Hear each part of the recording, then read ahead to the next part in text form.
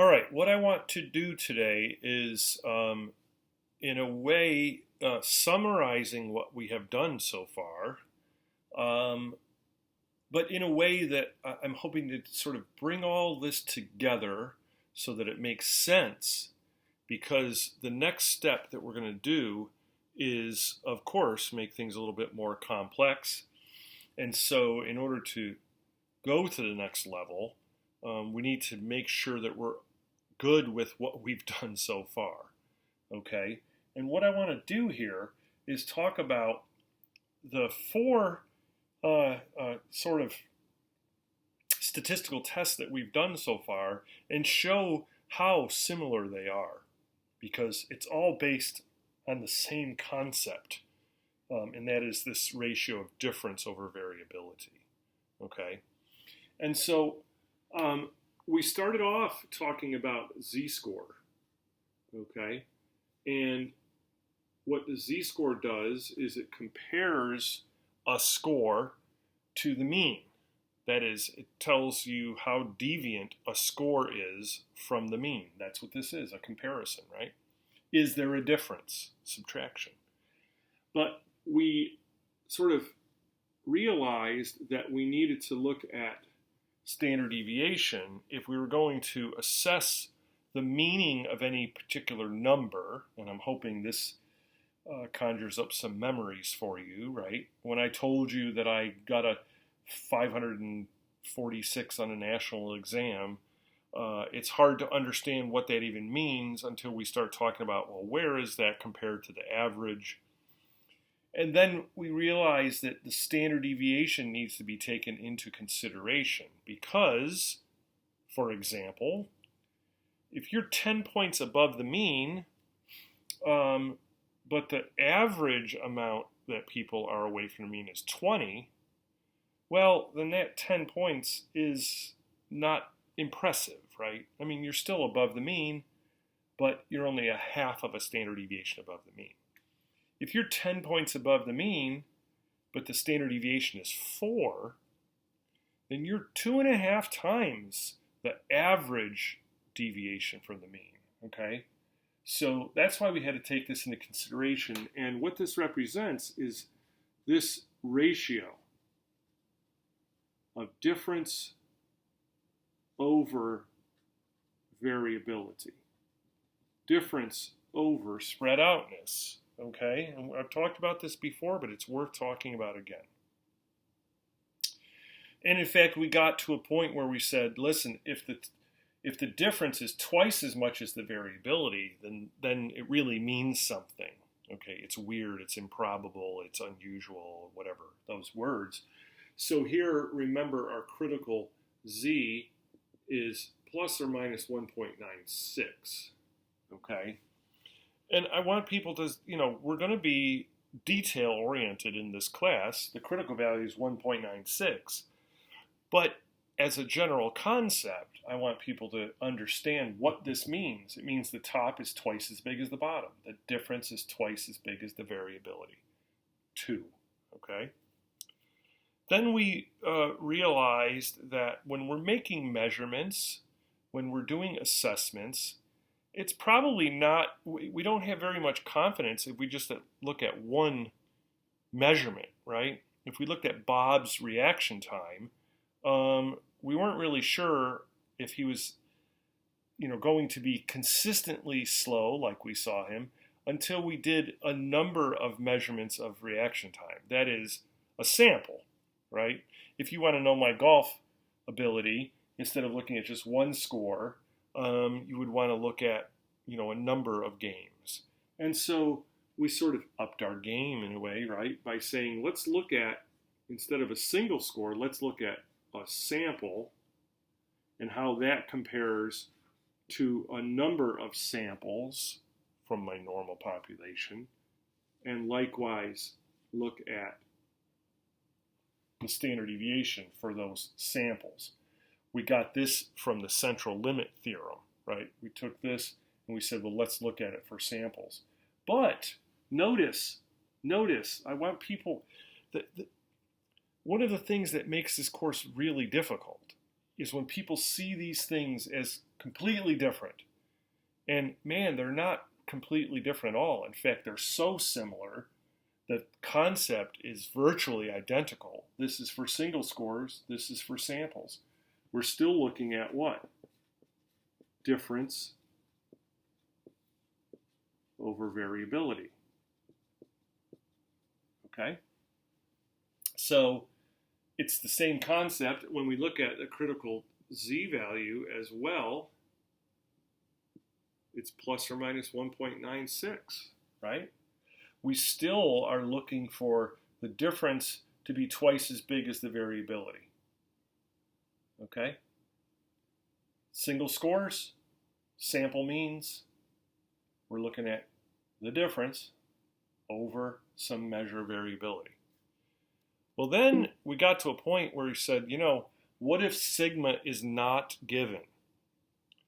And we said, well, if sigma is not given, we can actually do the same test. This is our single sample t-test. We're going to do the same test, except instead of having sigma and doing my central limit theorem step, I'm going to make a guess for sigma, right? I got my S as my guess. Then I applied central limit theorem to give me this value. Okay? This is the same as this, except it's based on a guess for sigma rather than actually having sigma. Okay? We're still talking about difference over variability. Okay? We're still talking about difference over variability. And when we look at the critical t value, we know that the critical t's will change depending on the degrees of freedom. But if you did what I suggested and take a look at the table, okay, what we find is that this is going to be approximately 2 point something something, right, plus or minus. It is the same concept, folks. We really want the top to be twice as big as the bottom for us to make some kind of a decision about whether there's a difference. Okay? Individual scores, sample means. Sample means when we have to guess at the variability instead of being given it. Okay? Now, the last t-test that we talked about was when we had two independent samples. Remember, t for 2, t for 2. And in that case, we're going to compare a sample mean for the first group to the sample mean of the second group. And then we change our S a little bit, but remember, this is just a subscript here. And I don't know if I made it as clear as I possibly could in the last video, but this is standard deviation that's based on a guess using one sample. In this case, what we're going to do is we have two samples. We have two samples. So now we get to have two guesses for sigma instead of just one. And what we're going to do is we're going to pool our guesses together. That's what the P is. Then we apply central limit theorem, and then that goes into our denominator. Okay, kind of a two-step process like this was, but we're able to combine the variability from two groups to give us an even better guess about what sigma looks like. When we have to guess at sigma, having two groups to guess rather than one improves our guess for the population variability. Okay? And once again, this remains our critical T, of course, depends on the degrees of freedom, but it's going to be plus or minus 2 point something something. Okay? Again, from our table. Okay? And once again, look at this. It's a difference over variability. Okay? I hope that explicitly sort of, writing it out like this helps you understand, in a way, the similarity of all these tests. Yes, there's some different, notations here, some different symbols, but it's all the same concept. To determine whether something is significantly different, we basically want the top to be twice as big as the bottom. The difference twice as much as the variability. Okay? I want you to make sure that you sort of have this, under your belt, that you know how to do either of these. If you're given sigma, do z-score. Single sample or single score, z-score, or a sample. If you're not given sigma, then we're going to do a t-test. We can do a one sample t-test where you're comparing it to some reference mean, or you can have two independent samples. Okay? All right, so now I want to do another t-test. Okay? And so I'm going to get rid of all this.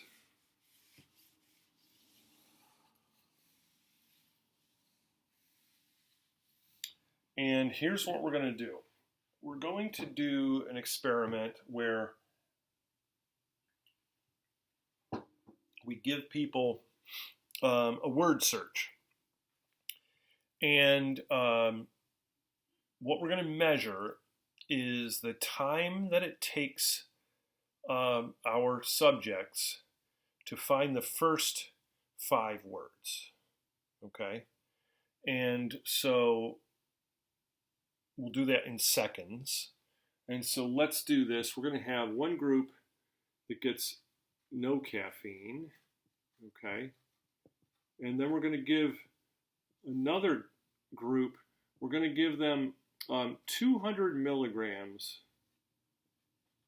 of caffeine. Now, what is 200 milligrams of caffeine?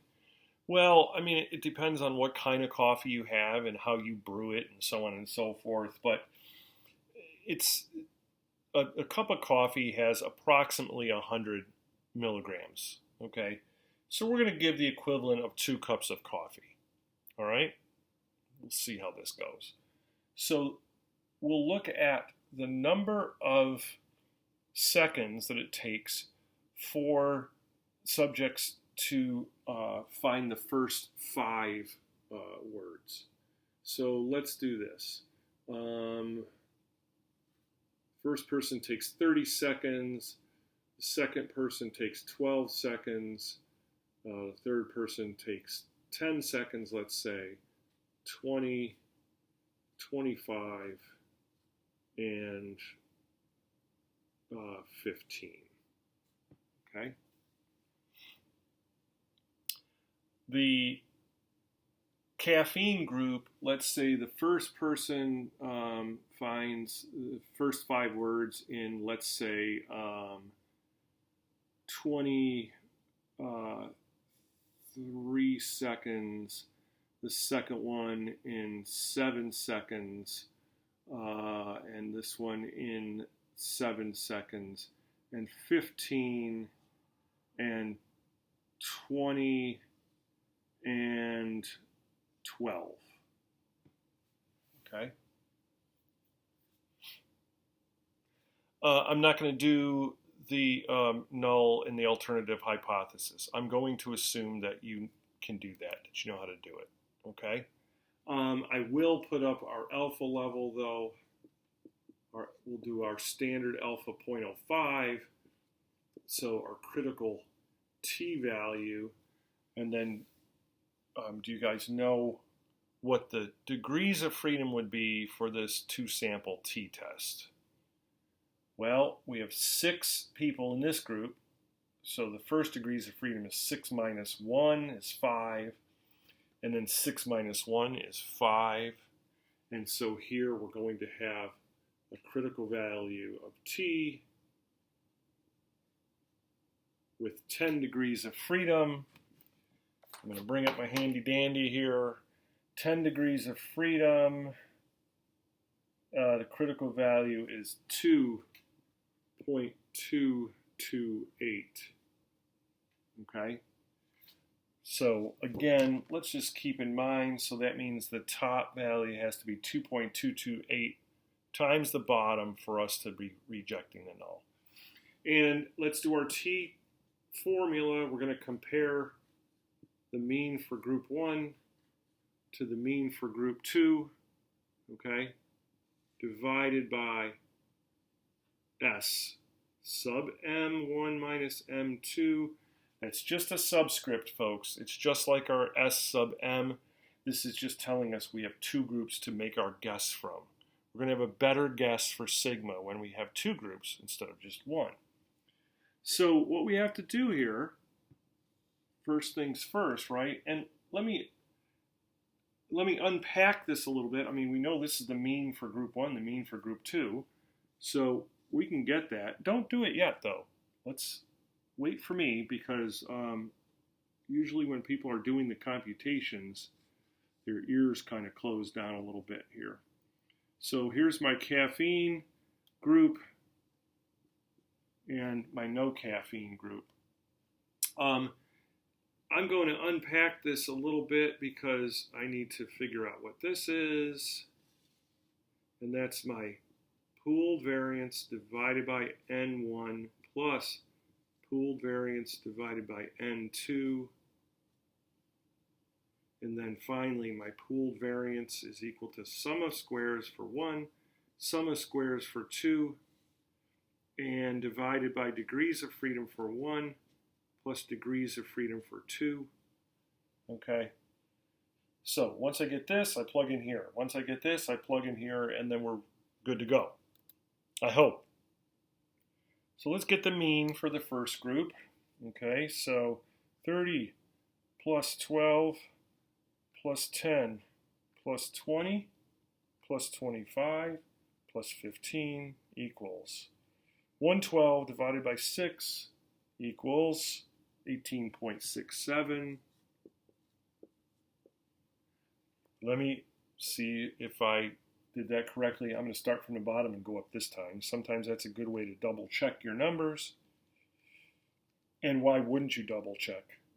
I mean, it's easy to make a mistake, right? 112 divided by 6. Okay.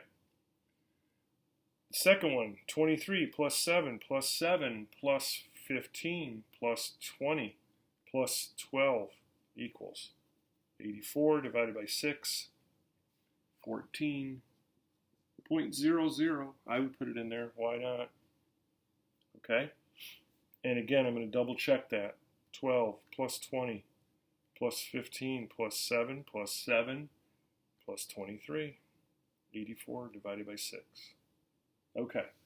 So if we wanted to, we can actually fill in the numerator here. And that is 18.67 minus 14. Okay. Now what we need to get the sum of squares for no caffeine group. We need to get the sum of squares for the caffeine group. And, okay, let's do this.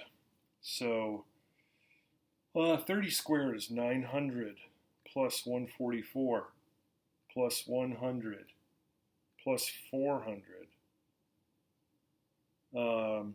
equals 1544. Only because I don't know these two by heart. 25 times 25 is 625. 15 times 15, 225. This is the addition of these numbers, then I put those two on, okay? Squaring each of these and adding it. Let's see if it works here. 1544 plus 625 plus 225. Okay, so that first value, 2394, okay?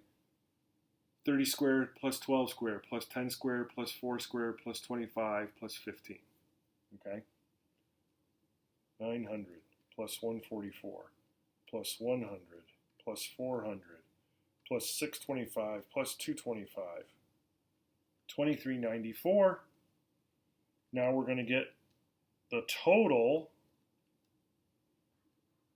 which is 112, squared divided by 6. I'm just doing the sum of squares formula, folks. Okay? 2394 minus 2090 plus 67, excuse me, 0.67. So it's 303.33. Okay? So the second one, sum of squares. What's 23 squared? Wow. 529. Plus 49, plus 49, plus 225, plus 400, plus 144. I'm going to check that. 23 squared, 529, plus 49, plus 49, plus 225, plus 400, plus 144. 1396 minus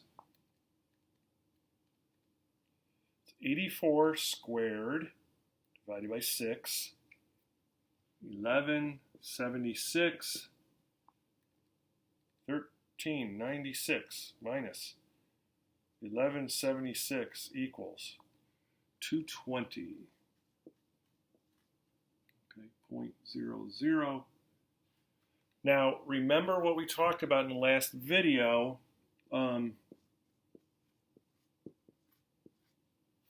We are going to make an assumption. Remember what the assumption was called? It was called the homogeneity of variance. We're going to assume that these are going to be equivalent variabilities. If we wanted to test that, we could use, what's the test called? Hartley's Fmax. We're not going to do Hartley's Fmax, but that's the tool. If you didn't think that these were equivalent, you could test it with Hartley's Fmax.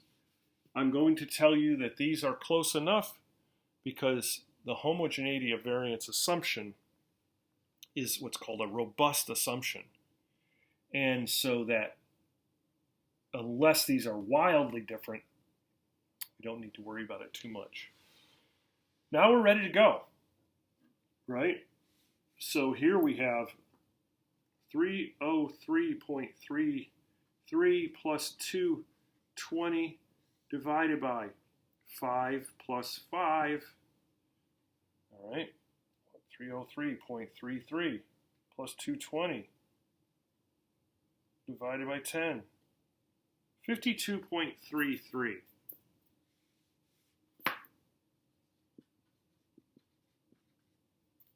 Okay. That's the value of s squared sub p, so we're going to put it into here.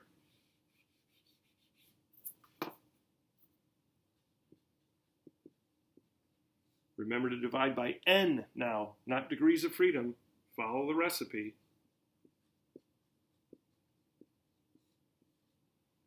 Add these two together. Make sure you take the square root. I see oftentimes people forget to do that. 52.33 divided by 6 equals, of course we're going to do that twice. We're going to take the square root. This is 4.18.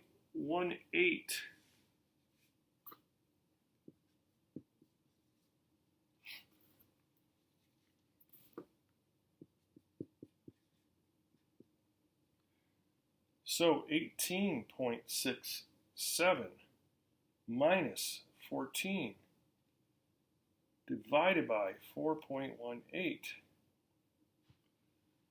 for a t-value of 1.12. So the top is 1.12 times the size of the bottom. That does not reach our critical value. And so do you know what to do with the null hypothesis? Should we reject the null hypothesis or fail to reject the null hypothesis? The answer is we fail to reject the null hypothesis. What we're saying is the differences between these two groups, the difference is not big enough for us to say that caffeine had an effect. It looks like these came from the same population. Okay? This is called an independent samples t-test. However, and this should be review, by the way, you should be able to do all of this. However,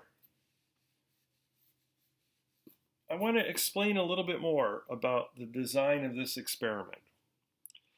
If these were two separate groups of people, then the t-test that we just did was the appropriate t-test. Okay? If these were two different sets of people, so if this was subject 1, subject 2, subject 3, subject 4, subject 5, subject 6, subject 7, subject 8, subject 9, subject 10, subject 11, subject 12, okay? 12 different people. But we can actually do this experiment in a different way, and that is we could use the same people in the no caffeine group and measure them again after we give them caffeine, okay? And so it would look like this. Subject 1 does no caffeine, then we give them the caffeine. Subject 2, no caffeine, then we give them the caffeine, right? It's the same people, they're being tested twice. Okay, so there's two different ways to do an experiment. Independent samples. If they're two different groups of people, then we did the correct t-test. If they're the same people being repeatedly tested, then we have to do a different t-test. And I'll explain why that is, okay? So if we're using different people, then that's called an independent measures t-test, or the design of the experiment is a between subjects design, because we're looking at the difference between different people, okay, between subjects. We're manipulating this variable between subjects. If we're using the same person, okay,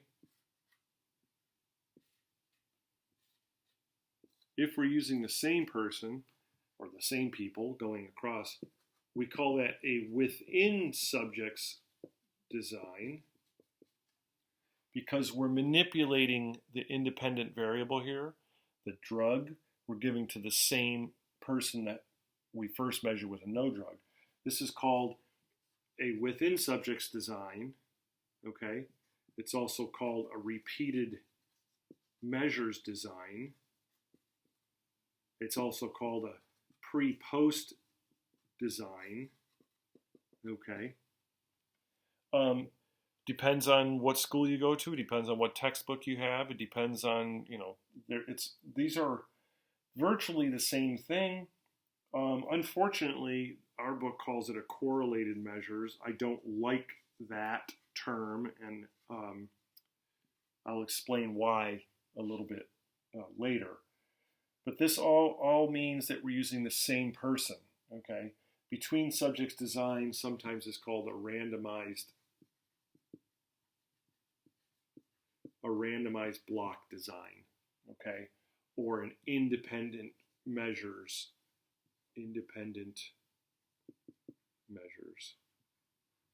okay? These are all the same. These are all virtually the same. The point here is that there's two different ways to do this research, okay? So why would we use a different statistic? Well, let me erase all this for now. If we understand what's going on here, right? And this is why I started the video talking about difference between the groups over variability. Okay.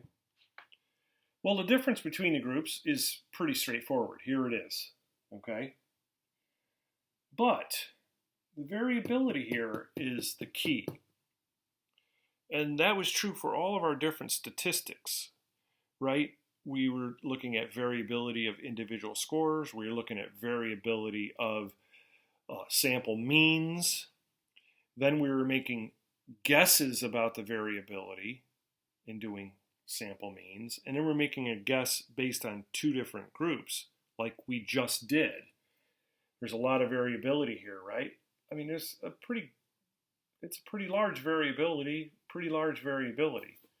But if we know, and this is true only if we know that this person and this person are the same, that this person and this person are the same, that this person and this person are the same, then we can start, understanding the variability a little bit more. This variability, I don't know where it's coming from, right? Why did some people do it in 30 seconds, another person did it in 20 seconds? And another did it in 10, another did it in 12, another did it in 15. Well, I mean, there's individual differences, right? People are different. Some people are faster at word searches, some people aren't as fast. Who's the fastest person in the no caffeine group? This person right here, right? Who's the slowest person? This person. Well, it's not really surprising, folks, that the slowest person with no caffeine is also the slowest person with caffeine. But the caffeine helped them, right? What about the fastest person? Well, here's the fastest person. And in fact, they were one of the fastest people with the caffeine. That makes sense, right? If somebody's really fast without caffeine, they're going to be fast with caffeine. If somebody's really slow without caffeine, they're probably going to be slower with caffeine. But I'm not concerned. What happens when we do an independent measures t-test is all of this variability goes into the denominator, right? All of this variability goes into the denominator. By virtue of the fact that these are the same people, some of this variability can be explained by the fact that we saw the same kind of variability here. Let me say that again. By virtue of the fact that we know that this person and this person are the same, and it's not surprising, slowest person. So I don't need to pool that variability as if I have no idea where it came from. We could have anticipated that of all of these people, this person might be the slowest even with caffeine. I could probably anticipate that the fastest person is probably going to be pretty fast over here. So I don't want to treat these two variabilities as if they were independent. Okay? So I'm going to be able to take out, and by that I mean I can account for, some of the variability here that we saw with the independent samples. I'm going to be able to sort of subtract that out a little bit by virtue of them being the same people. Okay? So what we're going to do here is we are not going to do a new test. We're not going to do a new test. We're going to do a test that you're already familiar with. Again, that's why I started this video with our list of the 4 tests that you should be familiar with. Okay? Here's what we're going to do. We're going to look at over here the difference scores, or what I like to call the treatment difference scores. And what I'm going to say is, well, how much did the caffeine affect subject number 1? How much did the caffeine? Well, we got rid of 7 seconds, right? We're going to call these the difference scores. What about for subject 2? Went down 5. What about for subject 3? Went down 3. What about for subject 4? Went down 5. Went down 5. Went down 3. Now, what you can see here is that there's lots of variability in the time that it takes to find those first 5 words, but the effect of caffeine is pretty similar. The effect of caffeine is pretty similar for the 6 people. Okay? Once I get, and the only reason I can get these are because these people are the same people. If they weren't the same people, and this is getting into a little bit of research methods information, but it's crucial for us as well. If this person and this person weren't the same, if this was subject 1 and this was subject 7, I don't know if it was the caffeine that made the difference or if this person was just faster. Everybody with me? If this was a different person than this, I couldn't say they improved by 7 because I didn't know how they started before caffeine. In other words, the only way I can get these numbers to make sense from them, I mean, you can always subtract numbers, but if these are 2 different people, I don't know if caffeine caused that decrease of 7. It might have been the person was just faster. See what I mean? By virtue of the fact that it's the same people, I can get these scores and it makes sense. Okay? So, here's the bottom line.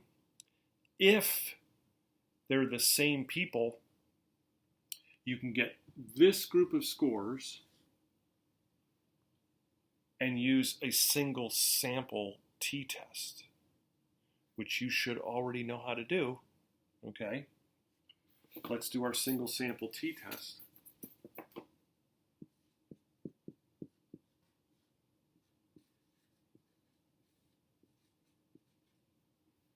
Well, this I can get, right? Because if this is my single sample, use this as the single sample. Okay? And let's get the mean there. 7 plus 5 plus 3 plus 5 plus 5 plus 3. 28 divided by 6. 4.67. And in fact, if you look back at your notes, the mean of the difference score is the same as the difference of the means. The mean of the difference scores is the same as the difference of the means. Wow, that's pretty cool. Okay. So here is the mean for our difference scores. What are we going to compare that to? Well, let's see if somebody can figure it out or somebody can think about this. Okay. Listen, if caffeine did not cause any change, if caffeine did not cause any change, what would these values look like hypothetically? What would these values look like if caffeine had no effect? Yeah, it would be 0. There would be no difference. Okay? When we look at our null hypothesis, what we're going to look at is the mean for the caffeine group is going to equal 0. The mean for the caffeine group, or let's call this the difference group. That is the treatment effect. So what we're asking is 4.67, is that the same as 0? Now please, please, please don't fall back into an arithmetic mode. This is statistics, okay? What we're saying is 4.67 significantly different from 0. Okay? Then what we're going to do, once we have these treatment difference scores, we can get rid of all this. We can get rid of all this, folks. What you're doing is a single sample t-test with this group, comparing it to 0. We're going to get our sum of squares for this delta for the difference group, right, for the treatment difference. And so the sum of squares here would be, let's see if we can figure this out. Oops. Can you please correct that in your notes? It's not a sigma. We don't have sigma, okay? It's an S sub m. And S sub m is equal to what? S divided by the square root of n. And S is equal to sum of squares divided by degrees of freedom. Take the square root, right? We've done this before. You can't just forget about it. So let's get our sum of squares, okay? For this treatment difference group. 49 plus 25 plus 9 plus 25 plus 25 plus 9, 142. Let me just make sure I have that correct. 7 squared plus 5 squared plus 3 squared plus 5 squared plus 5 squared plus 3 squared. 142 minus, let's see, 28 squared divided by 6, 130.67, okay? 142 minus 130.67 equals 11.33. We're going to put that in here. 11.33 divided by degrees of freedom is 5. Okay, take the square root. 11.33 divided by 5 equals, take the square root, 1.51. Right, this is our guess for sigma. This is central limit theorem step. 1.51. Oh, I got to get the square root for 6. 2.45. Okay. 1.51 divided by 2.45 equals 0.62.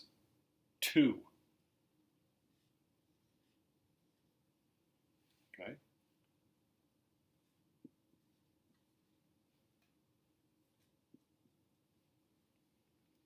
.67 divided by 0.62 equals t-test of 7.53.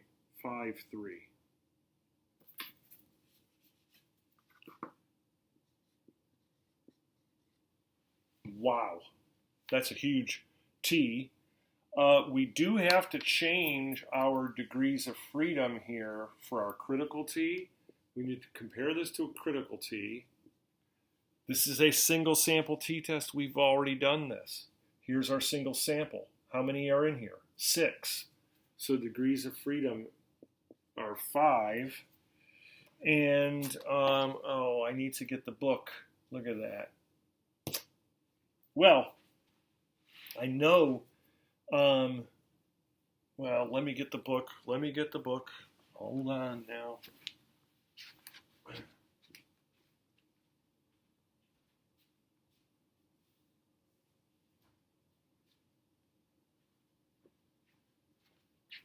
Sorry about that, folks.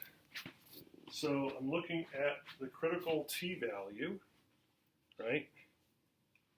And with 5 degrees of freedom, the critical t-value, 2.571. But I have a huge t, so I'm going to reject the null.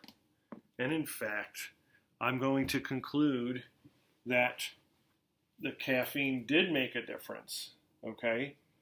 That the difference score that we saw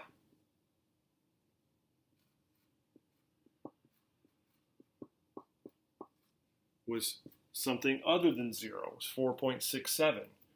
And this is a significant value, all right? If you have the same subjects here and here, then you get the differences and you do a single sample t-test comparing to 0. Now, you don't get a choice. The t-test that you use will depend upon the design of the experiment.